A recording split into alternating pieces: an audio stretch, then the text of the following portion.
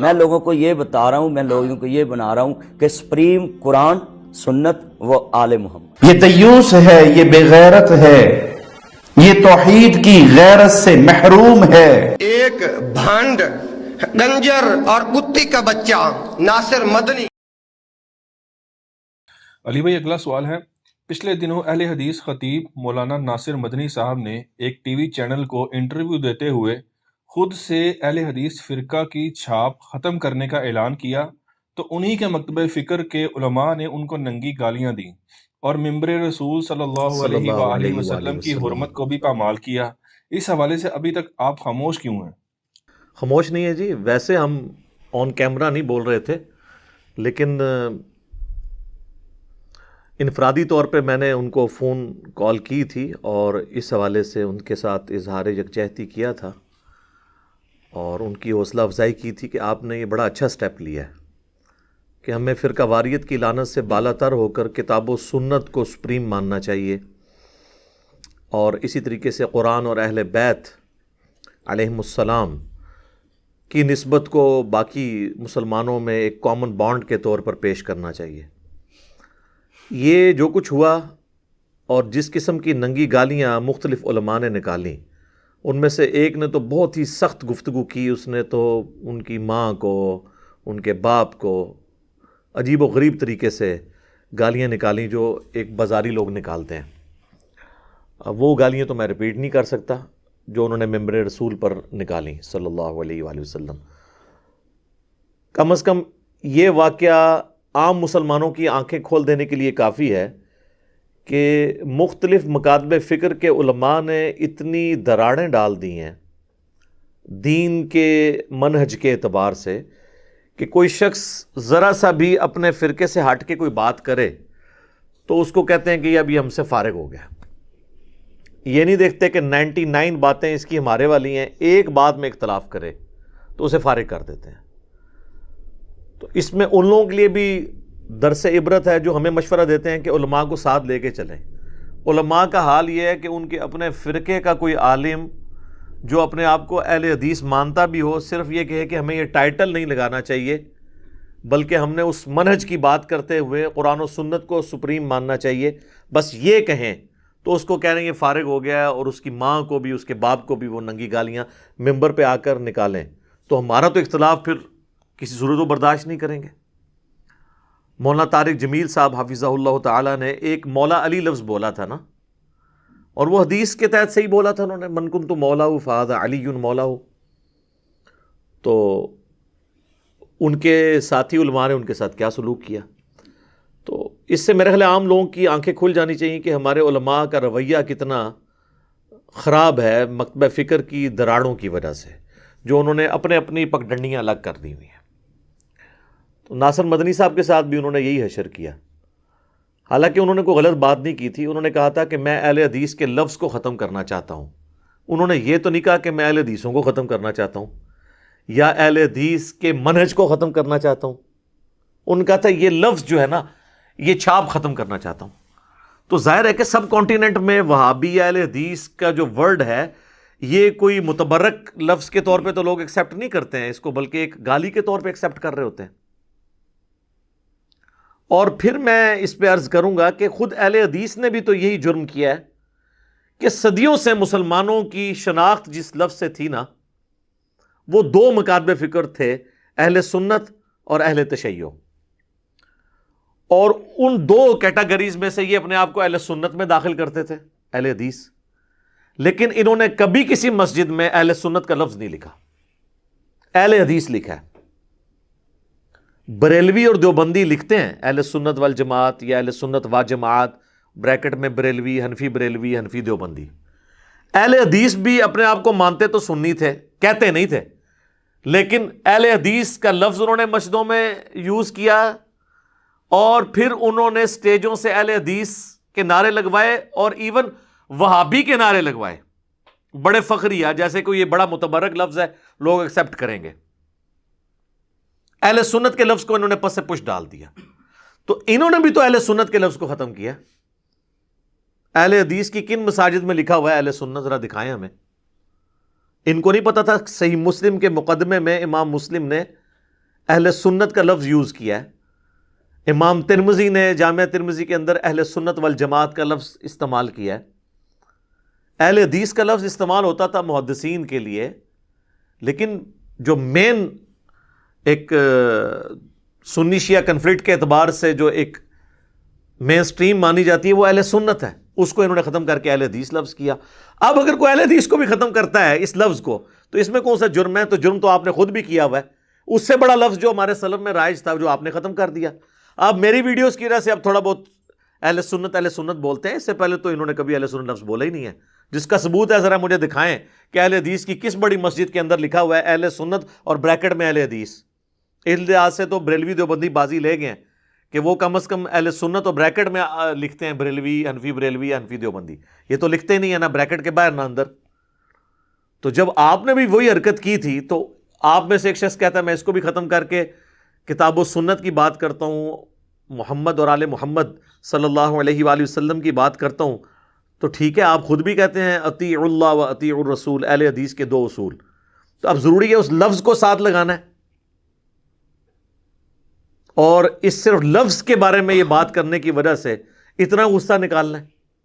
کوئی غلط بات نہیں کی ہے، میں نے ان کا کلپ خود سنا ہے، انہوں نے کہا کہ میں سپریم مانتا ہوں قرآن و سنت کو جو پاکستان کے آئین میں ہے، بالکل ٹھیک ہے، اور انہوں نے کہا کہ محمد اور آل محمد صلی اللہ علیہ وآلہ وسلم، دونوں باتیں بالکل ٹھیک ہیں۔ قرآن و سنت کے حوالے سے تو المستدرک للحاکم میں صحیح سند سے یہ حدیث موجود ہے کہ اللہ کے محبوب صلی اللہ علیہ وآلہ وسلم نے حجۃ الوداع کے موقع پر فرمایا کہ میں اپنے بعد تم میں 2 ایسی چیزیں چھوڑ کر جا رہا ہوں جنہیں مضبوطی سے پکڑ لو گے تو کبھی گمراہ نہیں ہوگے، ایک اللہ کی کتاب اور دوسرا اس کے نبی کی سنت، اور سنت آج کی ڈیٹ میں وہ جو صحیح الاسناد احادیث سے ڈرائیو ہوگی۔ اور دوسری بات ناصر مدنی صاحب نے کی حفظہ اللہ تعالی کہ آل محمد کو سپریم ماننا، بالکل ٹھیک ہے، وہ صحیح مسلم میں حدیث ہے، یہ تو حاکم میں تھی نا، وہ تو ہماری مین سٹریم کی کتابوں میں ہے۔ صحیح مسلم میں اوپر تلے 4 حدیث ہیں، 6225 سے لے کر 6228 تک، کہ نبی الاسلام نے اپنی وفات سے تقریباً 2.5 مہینے پہلے اپنے آخری حج جو آپ نے کیا، پہلا اور آخری حج تھا، اس سے واپسی پر مکے سے مدینے آتے ہوئے خم نامی گاؤں میں آپ نے خطبہ دیا۔ غدیر خم کی حدیث جو سنی اور شیعہ کے درمیان کامن ہے، وہ آپ کی گفتگو کنکلوڈنگ گفتگو ہے کہ اے لوگو آگاہ ہو جاؤ، میں بھی ایک انسان ہوں، قریب ہے کہ اللہ کا قاصد یعنی موت کا فرشتہ میرے پاس آئے اور میں اس کی دعوت قبول کر لوں۔ میں اپنے بعد تم میں 2 بھاری چیزیں چھوڑ کر جا رہا ہوں، ان میں سے پہلی چیز اللہ کی کتاب ہے، اس میں ہدایت ہے، اس میں نور ہے، تم اللہ کی کتاب کو پکڑو، اپنا تعلق اس کتاب کے ساتھ مضبوط کرو۔ اللہ کی کتاب اللہ کی رسی ہے، جو اسے پکڑے گا وہ ہدایت پر ہوگا، جو چھوڑ دے گا وہ گمراہ ہو جائے گا۔ اور زید بن ارقم کہتے ہیں کہ نبی الاسلام پھر ہمیں قرآن پہ ترغیب دلاتے رہے، اور پھر فرمایا کہ دوسری بھاری چیز میرے اہل بیت ہیں، میں اپنے اہل بیت کے معاملے میں تمہیں اللہ کا خوف دلاتا ہوں، میں اپنے اہل بیت کے معاملے میں تمہیں اللہ کا خوف دلاتا ہوں، میں اپنے اہل بیت کے معاملے میں تمہیں اللہ کا خوف دلاتا ہوں۔ یہ بات آپ نے 3 دفعہ ریپیٹ کی، تو یہ محمد اور آل محمد کا ذکر موجود ہے الحمدللہ۔ تو یہ انہوں نے کوئی غلط بات نہیں کی تھی کہ اس کے اوپر سیکھ پا ہوتے۔ ہم بھی یہ بات کہہ رہے ہیں کہ بریلوی دیوبندی اہل حدیث سنی شیعہ کی تفریق سے بلند ہو کر آپ اپنے آپ کو مسلمان کہیں، جو سورۃ الحج میں اللہ تعالیٰ نے فرمایا ملت ابیکم ابراہیم، پیروی کرو اپنے باپ ابراہیم کی ملت کی، ہوا سماکم المسلمین، جنہوں نے تمہارا نام اسم مسلم رکھا تھا۔ یہاں پر اسم کے طور پر ہے، صفت کے طور پر نہیں، تمہارا نام انہوں نے مسلم رکھا تھا، من قبل وفی ھذا، اس قرآن کے نزول سے پہلے انہوں نے رکھا تھا، اور اس قرآن میں اللہ نے تمہارا نام مسلم رکھ دیا، تو ہم اس پہ فخر محسوس کریں۔ اور اس کو سپورٹیو حدیث ہے جو میں اکثر بیان کرتا ہوں کہ قرب قیامت میں صحیح بخاری اور صحیح مسلم دونوں میں یہ حدیث موجود ہے کہ جب آخری فیصلہ کن جنگ ہوگی مسلمانوں کی یہودیوں کے خلاف، اور عیسیٰ ابن مریم کی قیادت میں مسلمان دجال کے خلاف جب قتال کریں گے، تو نبی صلی اللہ علیہ وآلہ وسلم فرماتے ہیں کہ اگر کسی پتھر کے پیچھے بھی یہودی چھپا ہوگا نا، تو اللہ تعالیٰ اس پتھر کو بھی زبان دے دے گا اس میدان جنگ میں، اور وہ مسلمان کو مخاطب کر کے کہے گا یا مسلم، ایھا المسلم، اے مسلم، میرے پیچھے یہودی ہے، اسے قتل کرتے ہیں۔ وہاں پر تو نہیں ہے کہ وہ کہے گا کہ اے اہل حدیث، اے بریلوی، اے دیوبندی، اے شیعہ. نبی علیہ السلام فرمایا البتہ ایک غرقد کا درخت ہے جو یہودیوں کا درخت ہے، وہ ان کو پناہ دے گا، اس کے اندر وہ چھپیں گے، باقی ہر چیز پکار کر کہے گی. اور اسی درخت کی کاشت اسرائیل میں بہت زیادہ کی گئی ہے، بہت بڑی جھاڑی ہے. اس پہ الگ سے میری ایک ویڈیو ریکارڈڈ موجود ہے غرقد کے درخت کے اوپر. تو اس کا مطلب ہے کہ اللہ کے فضل سے اس وقت یہ تفریق ختم ہو چکی ہوگی. یہ تو مسلم کہلوانے کو گالی سمجھتے ہیں. آپ کسی بھی فرقے کی مسجد میں جا کے وہاں جا کے اپنا تعارف کروائیں نا کہ میں مسلم ہوں تو کہے گا میں کافر ہوں. لیکن اس کی بجائے اگر آپ یہ کہیں کہ میں بریلوی ہوں تو دیوبندیوں کی مسجد بھی ہوئی نا تو وہ آپ کو برا نہیں کہے گا، وہ کہے گا اچھا ہاں بریلویوں کی تو اتنی یہاں پہ مسجدیں موجود ہیں. یا دیوبندیوں کی مسجد والا کوئی بریلویوں کی مسجد میں چلا جائے اور کہ میں دیوبندی ہوں تو کہے گا ہاں جی دیوبندیوں کی بھی مسجدیں ہیں، وہ بھی ہمارے بھائی ہیں. لیکن اگر کہیں مسلم تو اس سے چڑھیں گے.